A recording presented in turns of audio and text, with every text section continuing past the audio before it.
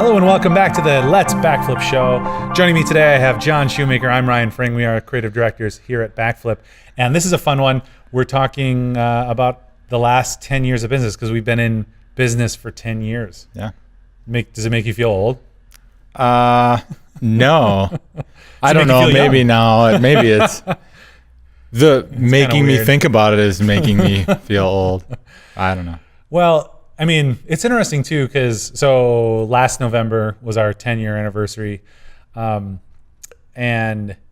the first 5 years were a lot different than the second 5 years. Yeah. The first 5 years, for the most part, we were both part-time, so nights and weekends we did this. Obviously, in the beginning, we started off in college and whatever time we had available doing small things, but kind of kept it going. And then after that kind of 5 years, you were able to go full-time or more part-time and then full-time. And then eventually I was able to go full-time. So looking at other countries, looking at other companies like Carbon Forge has had their 5-year anniversary. But, kind of comparing apples to apples, I'm always kind of struck with we have been around for 10 years and I do like saying that, especially to old people so that they feel great about our, stay aroundness, like we're going to be here. But really, I think we're still a young company. We're still 5 years old or we're still 4 years old because that's really when we really saw an increase in business. We started doing excellent work, went full-time and hired other people. Yeah. Yeah. I mean, our company, we started it as a sort of passion thing. I guess it still is, but it's different than people who, you're entrepreneurs who like, all right, I'm going to start a company and here's my idea and here's my funding that I've secured and here's my seed funding and let's go for it. And I would sure hope we make it past that first year. Right. Right. We had a slower growth, but I think that also it made it, more possible for us to achieve what we have. Right. And made it in some ways less of a risk for us because we were able to, do those nights and weekends things and sort of build things. And then, through support from our families and support from our workplaces as well, be able to step out just enough to give a little more time to the business and a little less time here. And then, like you say, we're really able to start accelerating once you're full-time working on your business, then things just really start happening, right? Whether positive or negative. But it's going to, and I mean, it's funny, but it's that was kind of how we got ourselves pushed to where we are now because we were looking at things just saying, now is the time, I want this to either succeed or fail. I don't want to just, I applaud everyone who has side businesses because they're fun hobbies that are also take a lot of work and a lot of dedication, but there's not really a need for your side business to fail if it's not supporting you full time. You can work a little more and make a little more, or you work a little less and make a little less. Right. But if you're still doing a day job somewhere else, it's different than if it's the only thing. Yeah. Well, and I think the other unique thing that we experienced was we got married, not to each other, to our wives. We got married right out of college and started our families right out of college. And I think a lot of times, and our generation, millennials, have really taken a step back and thought more about career and worked on their career before their family, which was a big challenge for us. Or I can say for me, it was a big challenge for me because with filmmaking, there's kind of a couple different routes. You can go work for somebody in town, or you can go out to California. We chose a third option, I think, because we wanted to be able to do this professionally in a way that we wanted to do it. And we are entrepreneurial, but I think we're more kind of artistic in that really we just led with that, and we're supported by great families and we're able to do it. But we always had that consideration of, hey, we have a family to support, And different than, there's different types of entrepreneurs. So there are people who really enjoy starting businesses and getting them up and running. that's not really the evolution of Backflip, and how we got where we are is like, this is what I want to do, and I'm going to start doing it, and I'm going to do it in my own business, right? And see how far that takes us. So that's a little different thing. Like if I wasn't working here, would I go start up some other kind of business? I don't know. I don't. Right. By virtue of what we did, we are entrepreneurial, but like you said, it's not we're owner operators. We do it and we love to do it, or most of it at least, which is drastically different than spinning something up and walking away from it. Or even, if I had the opportunity, or you had the opportunity, you can speak for yourself, but if I had the opportunity to go and direct, I'd be like, great, I will be gone for a month and I'd like to come back and continue marketing, Yeah. And we're even building this up so that we can do more film here. We're working on one film professionally and another film unprofessionally. That's clearly the way it should go. Non-professional. more of a hobby project. So I wanted to comment on, you mentioned like starting our families and, both getting married and then having children outside, shortly after college. Part of the reason that I felt like I really liked that direction was, and my wife and I have talked about this a lot as we got the business started and as we got going, was like, I want my family to, for that to be a part of our life versus, it's, yeah, we're not criticizing anybody. I'm always making disclaimers like, it's okay if you do things differently, but this is what I saw. I didn't want to work somewhere for 10, 20 years and then decide, all right, I want to try starting a business, and then have to go tell my high school aged kids. My kids are not high school age, but later in life, tell them like, all right, we gotta all tighten our belts for a while because daddy's gonna go chase his dreams. Like I wanted to just have our let's build our life around this and know kind of what business running a business life is like, and then that kind of just becomes the norm. So then there's not like those big struggles and big hurdles. There are still hurdles. I still left my day job, with my wife working full time and with our, one new baby at that time. So there were some of those things, but we found a way to make it normal and to make it, the exciting trajectory that we were trying to be on. To me, I liked doing it that way. Yeah. I completely agree in that, it's a very flexible, transformative, ever-changing period, and I love, it's super challenging, but I love doing it all together. Thinking, when the kids are out of the house, I'll have to find other challenges, assuming the business is has grown or has transformed or something like that. Like, a lot of that fight hopefully has been fought, but I'll look for another fight. I'll look for more to do. But I love that challenge is all while we're developing, this business, while I'm developing my family and my marriage, and it's all together and it's frantic but I think it's wonderful. Well, and with business and family, it's that, my outlook, and we share similar outlooks, is like, not, don't delay your life because you think that I can't do these things together. And that was the way that I was viewing things, is like, I want to get married to this person, and I'm not going to delay my life just because I'm pursuing other things. We will continue pursuing those things, and then we will get married, and then we have children. We're not going to delay that, later in life. We want to be young and have young children, and but then also with business, I don't want to, someday I'd like to start a business, someday after all these things are all lined up perfectly. There's no perfect time, and that answer is the same with, it's the same with marriage, having children, starting a business. Right. There's no perfect time. Right. So if you want to pursue something, just start pursuing it now. You're never going to be emotionally prepared. You're never going to be financially prepared. Even those who friends or family who I know have money and are saving, compared to myself, I'm like, man, you have a lot more money than I had at that point, and you're still waiting. You're still like, what are you waiting for? What is the point? And I think a lot of it is about perception. Being open to those challenges, right away, and accepting those for what they are. And they are challenges, but I can't wait until how old am I going to be?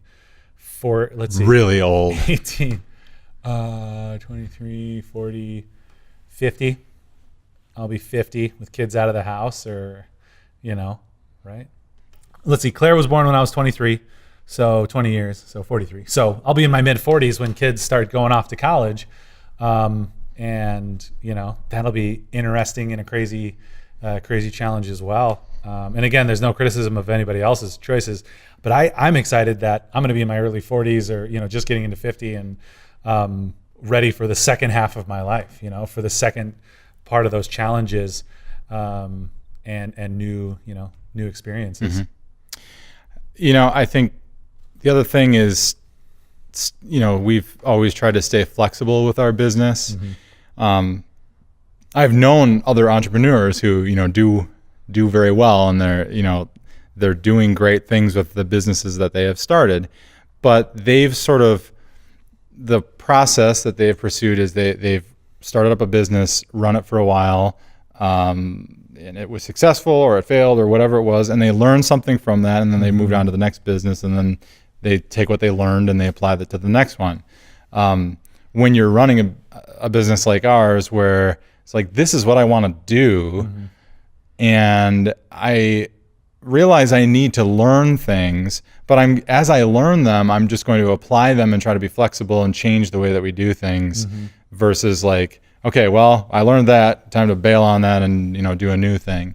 So again, I think, I don't know, this is just a random reflection. I don't know if I am heading toward a point, but there's I think it's about good the journey. Thing. I think it's a healthy thing. I think it's a healthy thing for a business to learn. We've learned, and then we've adapted and changed things to try to respond to what we've learned and what we're hearing from clients. And thinking about that, I don't want this to fail. I don't want to move on from this. Like you're saying, I want this to be what I'm able to do for a long time. However, the skills that I've learned, in doing this, I think put me in a place where, or put us in a place where we could go other places and, provide a wealth of experience and knowledge that I don't think I would have had I continued to work for other people. And there was a lot of mistakes in the beginning, and there are still mistakes now, because we're always learning. But there's a wealth of knowledge that when I talk to other people my age or older, even in business, when they don't have these considerations or haven't thought of that, it's odd to me because we learned this several years ago. It might have taken us 5 years to learn something or 10 years to learn something, but there are things that are just second nature to us or to me, that I'm so thankful for. Because like I said, I don't think that would have been possible anywhere else. Yeah. It's been 10 years of bringing work home. My thought there is related to my dad, who would always tell us that he tried not to bring work home, which is great. I mean, that's a great goal to have for many, many family men, and it's a good decision for them to not bring that home. He means like mentally, and bringing home the stress, bringing home thinking about it or whatever. Right. It's different, running your own thing. It's 10 years of bringing work home and thinking a lot about it, and it can be a struggle, but I find a lot of, what's the word I'm looking for? Fruit. Yeah. I get it. Madalena wasn't ready for that word. I find a lot of fruit in that, for my life. It's the thing that I am pursuing, is very much like a part of who I am and who my family is, and what we're aiming toward together, is this business that we've been running. I don't know. That's an interesting thing to think well, about. Two things you said there make me think. The first one is like, don't bring your work home. Isn't specifically about, don't bring a folder of files and don't work on it. It's the mentality. I think that's the first and foremost thing that we need to think about when we think about that. And that's something that I've been working on for a long time. There's days when I'm successful, there's days when I'm not. But coming home and not just have your head roiling with, I got to do this, respond to that, well, this, and now I have to do this work. And, really just being able to set that aside for a time and be present with your family, which is number one importance. The other part is, finding fruit in taking home and doing work. I think one of my hobbies is working. I love kind of what we get to do. So it is work, but it is also a hobby and it is fun. Specifically when it's not the annoying stuff, like we each have different things that we might find more or less enjoyable to do. So when I work at home, I try to think of, those other things. And a lot of times it's more kind of the business stuff or creative stuff that I can't do while I'm here, because while we're here, there's a lot of management, there's a lot of connecting, and there's a lot of, that going on aside from the actual shooting or production days. And that's one thing that I've thought about too. And I wrote about in a post is also having a hobby that is different, which has been very fruitful for me recently in just mentally. We're just going to keep using the word fruit. We're talking about cryptocurrency now? Is that what we're talking? Adafruit. Oh, Adafruit could mine cryptocurrency. It's a little or they make a microprocessor. We're gonna do it. Hashtag hobbies. Cryptocurrency is such a fun hobby. It's like a video game, but with a fiscal. It's gambling.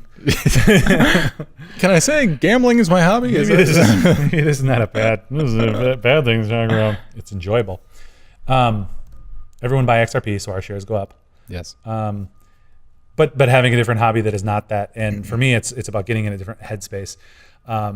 Because I think if you're running and running, and then you go home and you run, and then later you run, your body is going to get into this mode where it only knows how to run and it can't do other things.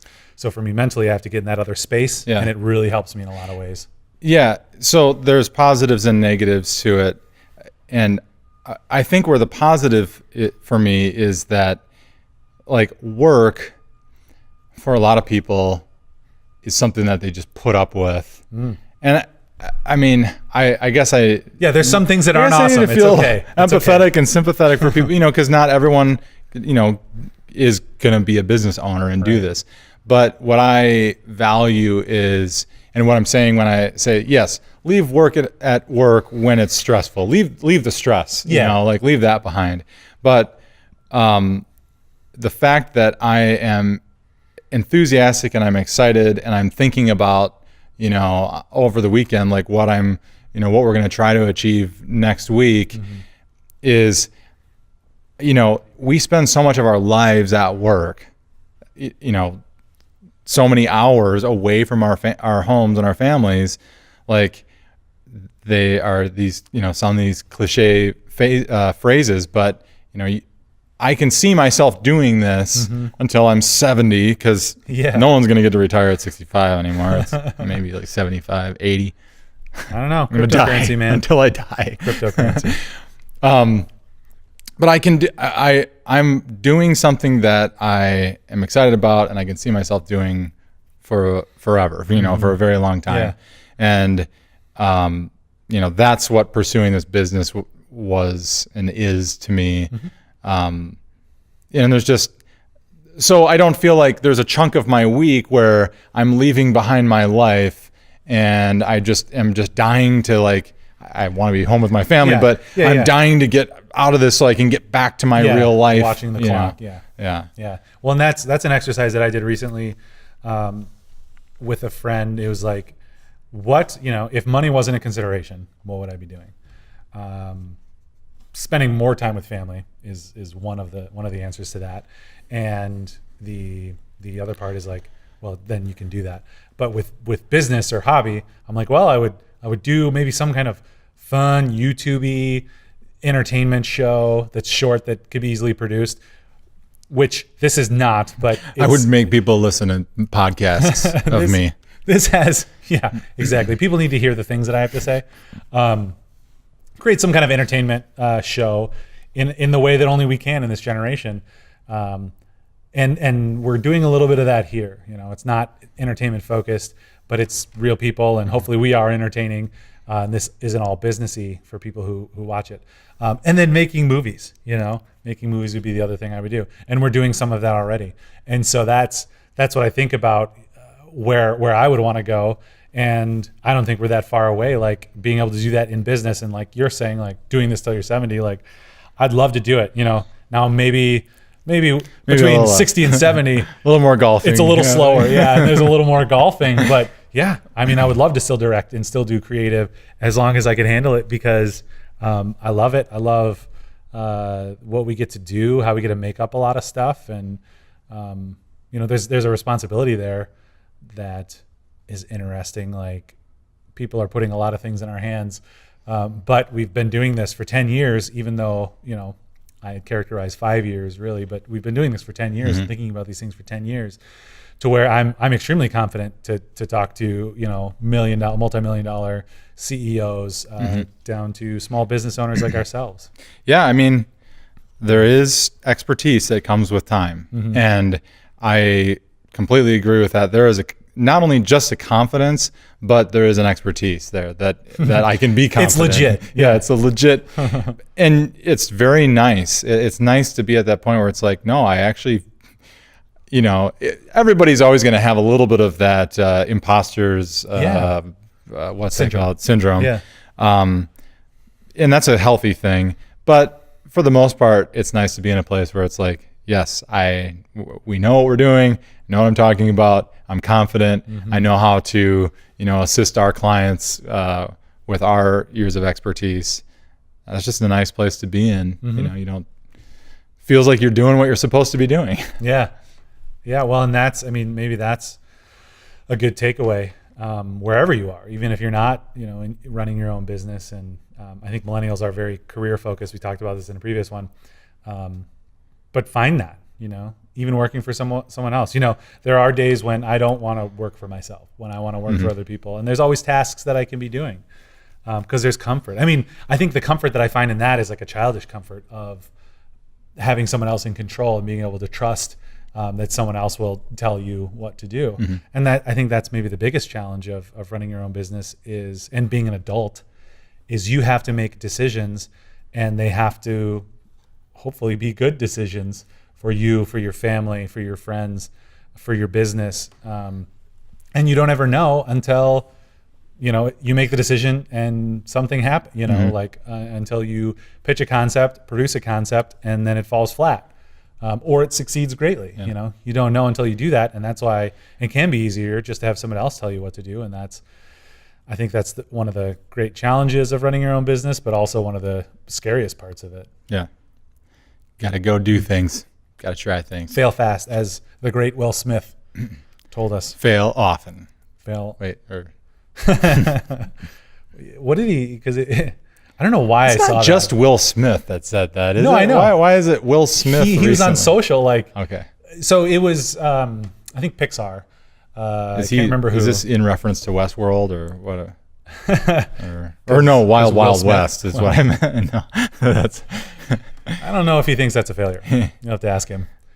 He was on Facebook and like, hey, fail fast, fail something. Fail forward. That was one of the other ones. I was like, great, philosopher. Thanks. Pixar, I think, is one of the groups that kind of coined that and started that because they would experiment a lot. And they'd be like, nope, that doesn't work. Try something else. Nope, that doesn't work. Which, when you're thinking about animation, it blows my mind that they would do that. But even there, where it seems difficult, they're failing fast. And I think that gets into marketing. A lot of companies are afraid of that. I don't want to be afraid of that. We've never really extended ourselves in a way that we thought was too crazy. One year we sent out, a couple of years ago, some crazy branded. Do we have that somewhere? They're not in here. We should grab some. These just ridiculous, you know, they had some kind of nice design, but then also ridiculous drawing and painting and coloring and stickers on them with a follow-up cactus. We gave a lot of people cactuses. It was amazing. Cacti. And we followed up, and I think we've gotten a couple clients out of that because they were aware of us because of that. They remembered the cactus. They remembered the cactus. But we never, I don't know, even that, I wasn't uncomfortable. I was like, yeah, sure, let's do it. Yeah. It sounds right up our alley. So I wonder if there's things that we could do that, experiment, try to shake up the industry. That's what I think about too. Like, how do we shake up the production industry? Do something unique. It's happening right now. You can feel it. Oh, Where did you? Madalena's watching other videos right Let's now. philosophize this. Where did you think we would be? From 10 years. Like way further ahead than this. I didn't know. I didn't think that we would have a company. I just kind of thought it would be a fun thing to do on the side until we couldn't do it on the side. I don't know. I mean, I was doing professional development at the time, and I was like, this is fine.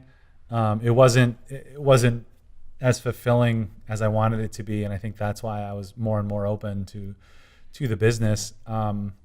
But having two jobs is hard, and this is the privileged white male in me, because I've never, I didn't have to work 3 jobs like McDonald's, a department store, and something like that. It's things that I had gainful employment in. I got to be a developer at a computer, and I got to make films and marketing for people, and I'm greatly appreciative of those opportunities.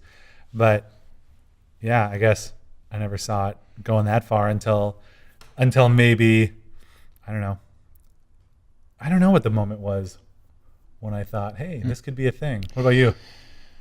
I think I imagined doing this full time. I don't think I imagined that we would have a location. I maybe imagined it more like something that I was able to do full time, but that I was working from my house. I guess because we were doing that early on. The first house, I almost bought a house that someone had been running a business out of, and had built like a massive garage on the side that was like heated and had separate electric. Was that north of the airport? Yeah. Okay. Almost bought a house to house a studio in. Right. And then Could've worked. House wasn't great. We should revisit it. It's like every time I see it, it's the busiest street I have ever seen in my life. Is it from my house to like St. Peter's? Is it? It's on CV. Does CV go by the VFW? I don't know. It's We're talking like Californians right now. It's next to the quarry. Okay. Down the road from the quarry. There's like right at this intersection, this T intersection. Anyway. Important stuff. Yeah, I didn't think we would. I mean, it's hard to imagine where you're going to be 10 years in the future, but it's been interesting. And I guess that maybe again speaks to the flexibility of just like, well, here's an opportunity that we should pursue right now, like getting into the office spaces that we've been in, and then getting to where we are now. They're just, you try to make an educated decision, but there's a little bit of gut involved, and there's a little bit of something that makes sense business wise, but you still have to make those those leaps. Right. I'm very convinced that success is a mindset, because you can be success. We measure success differently, right? So an entrepreneur might say, if I can sell this for $1 million, then that's my success. My measure of success for our business is if I can be gainfully employed. If we can be secure, in our finances and not be afraid of anything, while doing something that I love, I think that's a great level of success. And then even thinking about growing our business and sticking with it and growing more, I think it's important to have that perspective of the success and short-term goals. And if we lost that, and I think you're a very positive thinker, and I think I am often a very positive thinker. But if we lost that mindset, this could very quickly fall apart. Yeah. Not because it's not a great group of people who do really great work and work really hard, but because you need that forward momentum and that positive energy, that kind of creative direction in order to keep moving forward, because otherwise we get stagnant or we fall behind. And we've, at every step, I think we've developed and moved forward. I think people who don't run businesses or who haven't ever run their own business assume that owning a business and running a business is about, making money. And it's not. It's if you want to make money, go trade stocks. Become a day trader. Do the margins. And that's what you should do if you just want to make money. If you want to do something that you're really passionate about, figure out what that is and figure out how you can work in that area. And for us, because of the opportunities in front of us at the time, it involved creating a business around it. But again, it was all designed with what do I want to do? And this is what I am excited, doing. So, what about over the next 10 years? Where do you see us in 10 years? At 20, when we'll have a combined 900 years of experience? Yes, that's the worst statistic ever. We'll be in space. All future things are in space. Future things with our XRP money. Yeah. And space yachts. I don't know. The things that I think a lot about now, as opposed to when we started. When we started, I was thinking a lot about what the business looked like, how we put that together, how do we grow and find clients and things like that. Things I think a lot about now are what will technology look like in the future? Because in 10 years, let's see, is it 10 years that 10 years back, did we even have the iPhone? Yeah, it's 10 years old. 10 years old now. Yep. So, I mean, things have changed so much that now what I think about 10 years forward is just what on earth will the technology be? And trick question, off of Earth. Yes, where Space in the universe? And in our industry of marketing and digital and video and those are questions that are okay, what are we going to be doing? Not just where are we going to be, but what kind of work will we even be doing? Yeah. I think there will always be places for it, but it's going to change a lot. Right. There'll be technologies that we can't imagine right now that we will have. Well, that's the tough one, right? Because there's ones that we have now that we can imagine what it's like when they come into the consumer market, like virtual reality. Well, that's really more of a thing. Driverless cars.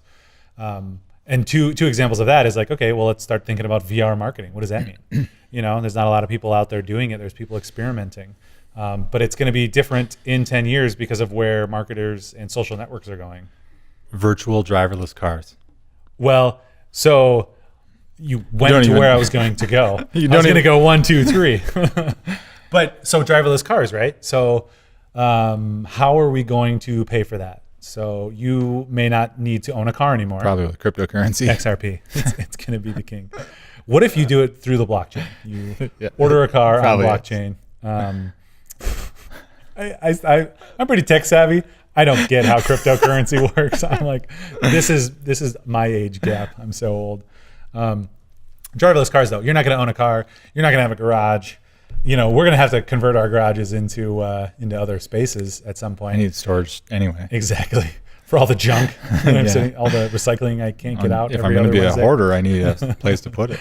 But driverless cars, what if you pay, based on advertisement? Hey, you can order the advertisement car, and that'll come, and it's just got advertisements everywhere, and you have to click and watch, and it's a free ride, but you have to get advertised to. Or you pay for something, and then you're gonna watch Netflix, you're gonna do some work, you're gonna take a nap. What are the things you're gonna do? So there's new opportunities there. Then we have VR driverless cars. So basically, whatever you're experiencing doesn't have to end from home to work or home to destination or destination to destination. You are always doing it, which it's going to be a problem of we're just always doing this kind of Wall-E VR style. But I think we'll come out of it quickly. Get me my reclining chair. Because there'll be us where we'll be I can't believe it drives itself. I need a steering wheel and a gas pedal. And they're Grandpa, you're only 55. Why why you talk like that. That's the challenge in a technology industry and a technology business as well. There have been a few times over the years I recall, being skeptical of some piece of equipment and then, catching myself or catching ourselves in like 3D is mostly terrible. Oh, like I just heard myself uttering the phrase, "Why would anyone need that?" And I don't know about that. Therefore, I am old. Yeah.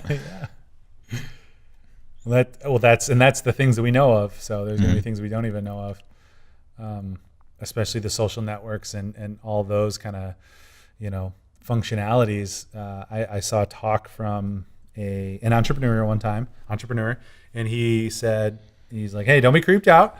When I'm in airports, I like to see what young men and young women, like kids, are doing on their devices.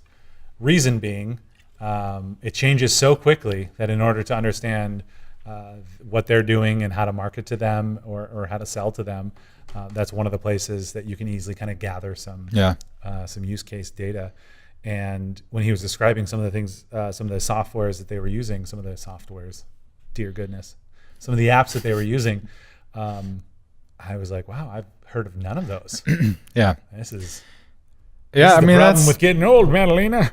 Whether you're running a business or whether you're just working somewhere, I think everyone's concern is like, how long can I be relevant doing this? There's a span of time when I feel more like I'm on the cutting edge, and then there's a span of time where you feel like you're falling behind or you're losing that cutting edge. And part of running a business or even just working in the world is figuring out how to stay caught up on that and continue learning things and continue surrounding yourself with people who are skilled in different areas. And that makes me think about hiring new people, people who are 10 years younger than us. And I think about older directors like Steven Spielberg, who he was cutting edge when he started moving cameras, but he hasn't become less relevant. He's just become more refined in how he tells stories. But there's people who tell stories in different ways and new ways, and I hope that can be a trajectory that I'm on or that we're on. Like James Cameron. Oh my gosh, I want to make a movie like every 7 years. And more blue people. Just write checks with it. Take it to the bank. It's gonna be. I think there was gonna be 6 of those additional. Now there's like 3. I don't know. We'll just keep giving him money. I guess if you do a movie every 6 years, then you have an opportunity to actually make a good one every 6 years. We got Abyss, Titanic, Terminator. I don't know if you did Terminator 2. Did I say Titanic? It needs to be mentioned again. He did some under the sea IMAX thing. I know that. Oh, really? Yeah. Before Avatar. And then you just hire young people. Be like, hey, young people, what's the hippity hop? So 10 years in the business of reflection. Is there anything else that we haven't talked about that sticks out in your mind that you think about that might be important to share as we wrap it up here? Not today. Maybe we could have, these are fun. We should maybe do another businessy chat just off the cuff. Because I think it's fun. Also, I want to demystify business, because even now, people don't share how they do stuff. It's why I want to do the budgeting series. People don't share how they budget, and they used to have C47s in order to hide budget and trick people into paying them more money, which kudos to them. I think that's terrible. And I always want to be transparent in all that we do. And I want everything to be defensible. Why this? Oh, well, this. Or why do you think that? Oh, well, this. And, someone can agree or disagree to that, but never to hide or lie. And so I want to do more of these talks about business, what we've learned, demystify. So 10 years from now, tune in for the second 10-year reflection. Our 116, 10 years, 50. If we do one a week, that would be 500. Yeah. Our 516th episode of this show, brought to you by VR driverless cars. Tune in.